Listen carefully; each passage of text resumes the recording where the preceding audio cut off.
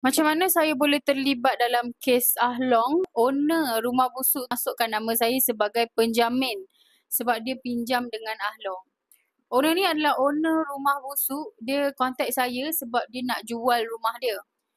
Masa dia nak jual tu, dengan keadaan yang sangat-sangat urgent, dia bagi tahu, Izi akak ada rumah dekat tempat ni, sekian-sekian. Dia bagi tahu alamat rumah dan dia bagi gambar rumah. By the way, rumah ni dekat area Banting Rumah duplex tingkat atas sekali. First kali saya pergi inspection dulu.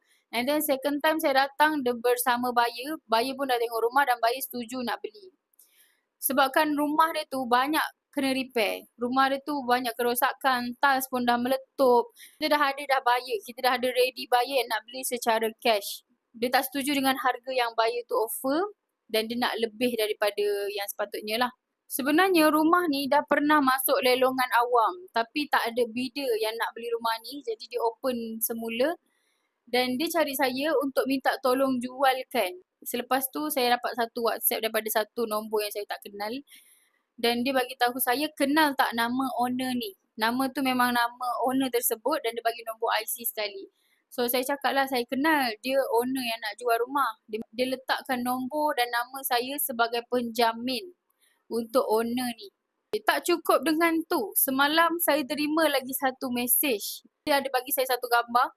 Dan gambar tu dia ada cacian dan makian untuk minta saya bayar semula hutang. Padahal saya tak pernah berhutang dengan mana-mana Ahlong. Dan semalam juga lepas saya dapat mesej ugutan untuk minta saya bayar hutang Ahlong tu, saya terus pergi ke balai polis dan saya buat report polis. Sebab dia menggunakan gambar saya, dia menggunakan nombor telefon saya untuk dia nak viralkan sebab saya tak bayar hutang. Minta hati-hati kepada siapa pembeli-pembeli yang nak beli direct owner ataupun ejen-ejen di luar sana yang bila kita jumpa owner yang sangat-sangat terdesak.